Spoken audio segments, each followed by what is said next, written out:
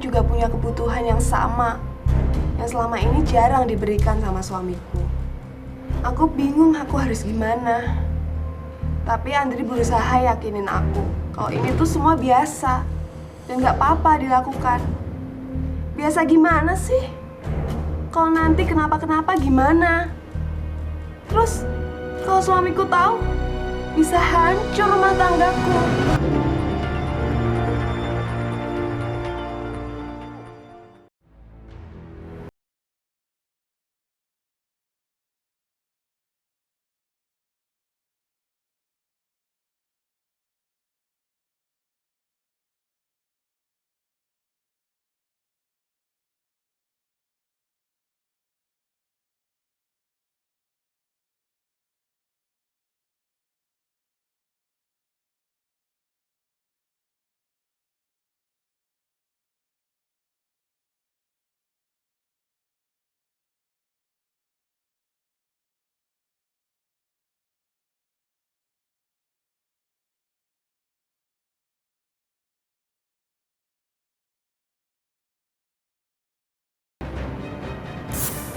Tapi suamiku selalu berusaha menyabarkan aku.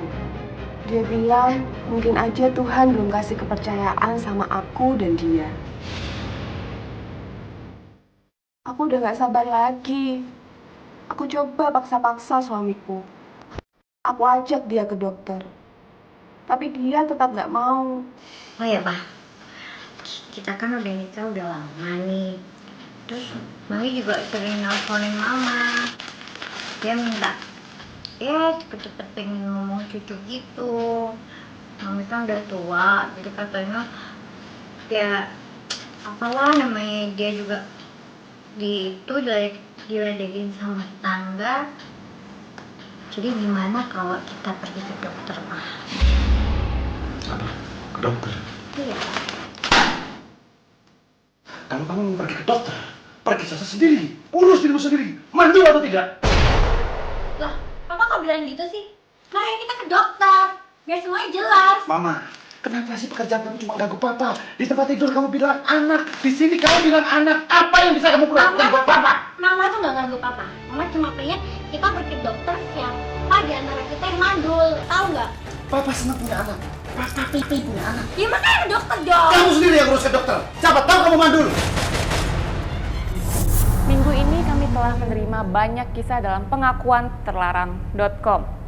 Pada episode kali ini kami akan mengangkat sebuah pengakuan dari seorang perempuan yang bernama Bian. Keinginannya untuk memberikan momongan kepada suaminya mendadak harus lenyap manakala niat baik tersebut berbalik menjadi sebuah pengkhianatan. Sampai pada akhirnya Bian tersadar bahwa apa yang dilakukannya itu salah. Sehingga dia dihadapkan pada sebuah kenyataan bahwa rumah tangganya kini terancam hancur. Seperti apakah kisah Bian? Kita akan ikuti penuturannya hanya di pengakuan terlarang.com. Semenjak pertengkaran itu, suamiku berubah jadi orang yang dingin. Dia sama sekali gak peduli sama aku. Dia jadi cuek. Aku heran, apa sikapku ini salah? Apa semua ajakanku itu salah?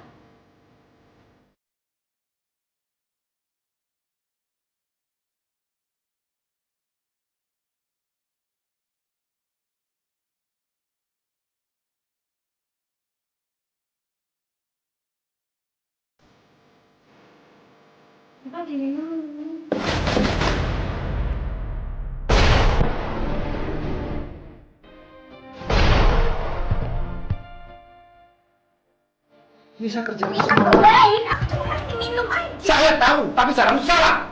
Itu yang kesukaan sama kamu. Mama, kenapa apa yang harus bisa ini?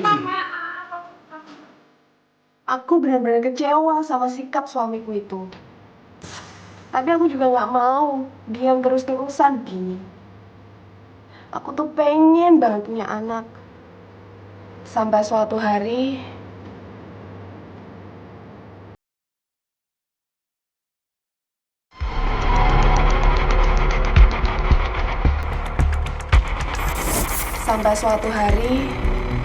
ada seorang temanku yang nyuruh aku untuk datang ke sebuah klinik. Dia bilang klinik itu bisa bantu masalahku.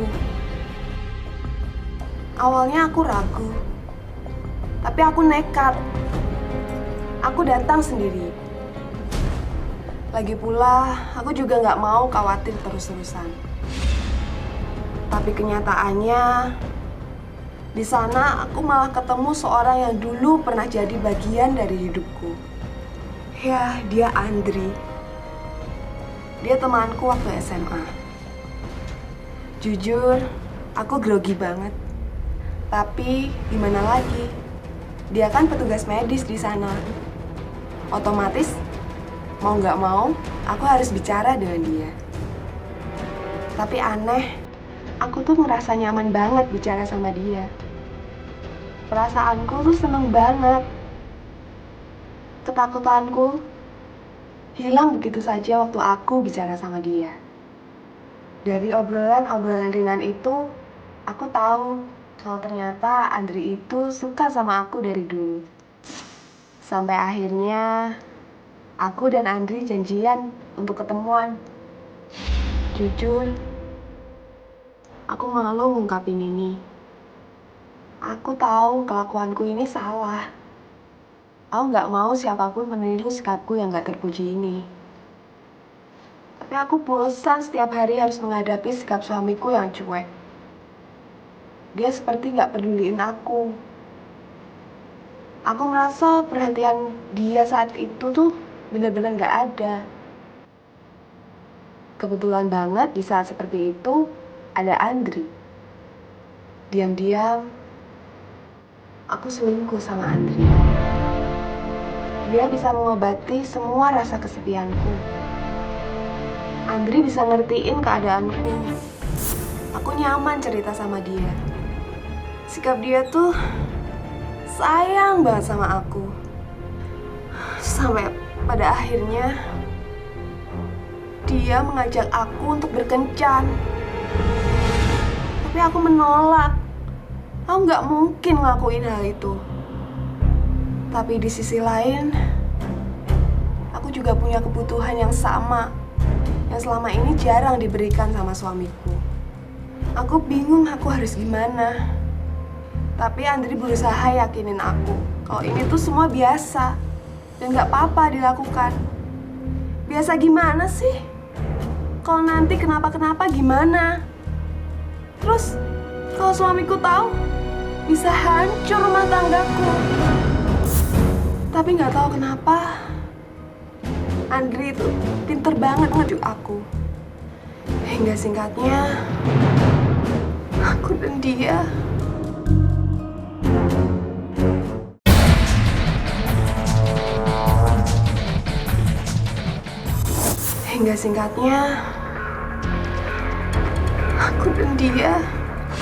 berhubungan layaknya suami istri. Dan sejak kejadian itu, aku selalu dihantui perasaan bersalah. Aku seperti ketakutan. Dan takut kalau suamiku tahu. Aku benar-benar menyesal melakukan hal bodoh seperti itu. Dan yang makin bikin aku khawatir, sikap suamiku belakangan ini jadi berubah. Dia jadi sering pulang malam. Kenapa? Dia tahu apa yang aku lakuin. Aku coba deketin dia. Aku pengen tahu apa yang buat sikap dia jadi begini sama aku. Kantor saya. Kenapa sih kamu gak tidur di dalam? Terus sekarang akhirnya sini rapat itu sih. Mama itu tahu apa urusan papa di kantor? Ya, tahu lah. Biasanya papa nggak pernah sampai pulang malam. Ya. Papa udah makan belum? Iya, papa jangan sering pulang malam dong. Kalau papa sakit gimana? Mama kan nggak mau ya papa sakit. Jujur saja aku takut kalau dia nanti ninggalin aku. Aku belum siap. Apakah ini semua karma buatku? Karena aku berusaha mengkhianati dia. Aku bingung. Aku sadar aku salah. Aku mencoba memutuskan hubungan dengan Andri. tahu Andri nggak terima. Tapi aku nggak peduli. Aku nggak mau selamanya hidup seperti ini.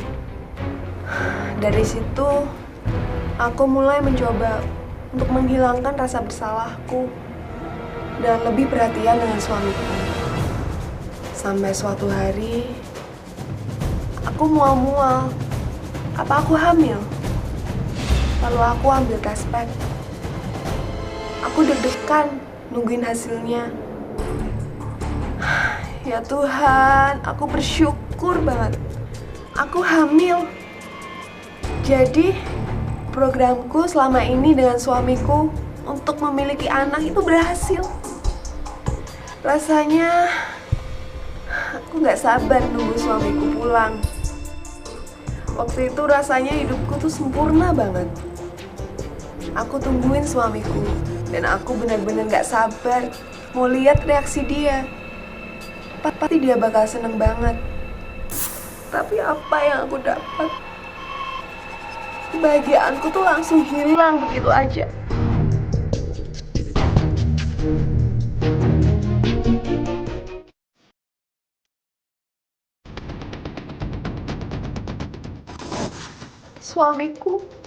Suamiku malah diam lihat hasil tes itu.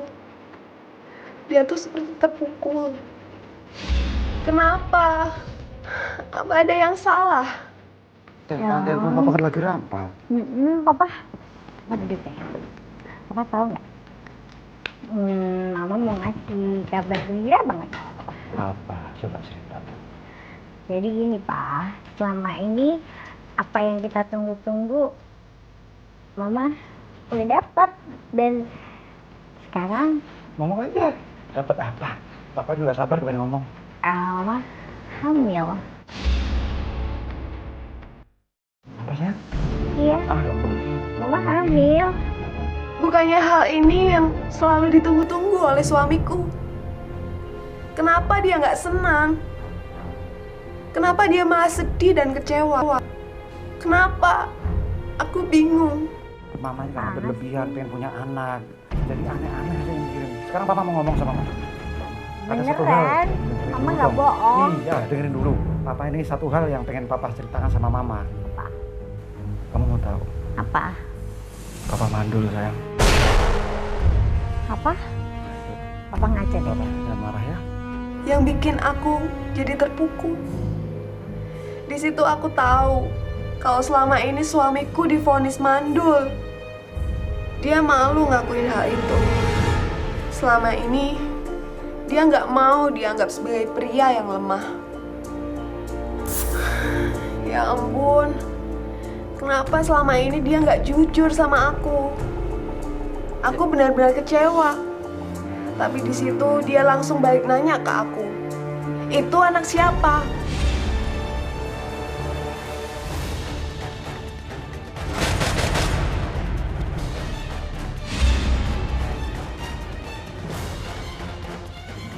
Bener. Mama hamil. Iya, bener. Mama baik ya kan katanya. Mama, Mama. sekarang mama cerita. Siapa yang menghamili mama? Ya papa. Mama cerita sekarang. Iya papa yang ngambilin mama, gimana sih? Tapi dia nggak mau percaya sama aku. Dia terus paksa aku untuk jawab jujur. Dia marah. Dia nuduh aku itu perempuan murahan. Aku nggak terima. Aku mencoba membantah semua omongannya. Kalau kamu tetap ngotot, tidak ada yang menghamili kamu. Hanya satu putus yang kita dapat. Percaya.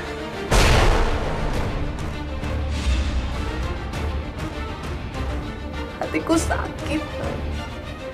Gara-gara itu, aku jadi tertekan. Aku kalut. Aku putus asa. Aku nggak bisa berpikir jernih. Terus apa kata orang nanti? Bagaimana nasib anakku nanti?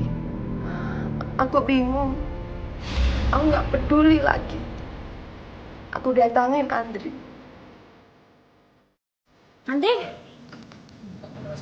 Andri, aku mau ngomong.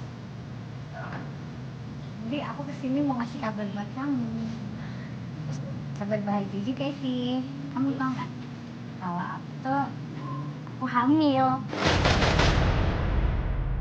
Iya, aku hamil. Dan di situ aku mau minta supaya dia tanggung jawab. Aku minta dia buat ngakuin kalau anak ini tuh anak dia. Tapi apa yang aku dapat? Di situ Andri malah menyangkal semuanya. Loh, ini anak kita berdua, Andre. Kamu jangan fitnah ya. Aku nggak fitnah. Itu pasti. Ini beneran, Andre. Kamu kenapa sih kok berubah gitu? Itu pasti sama suami kamu. Enggak, ini anak kita berdua. Jadi kamu harus tanggung jawab. Kenapa sih kamu tuh berubah deh? Andre, kamu harus tanggung jawab. Dia nggak mau peduli lagi sama aku. Dia malah coba ngusir aku. Kemana janji-janjinya yang dulu? Kemana perhatiannya? Aku kecewa. Aku marah. Aku terus coba menekan dia. Ini semua demi nasib bayiku. Udah deh, pokoknya aku minta kamu tanggung jawab. Tapi keributan itu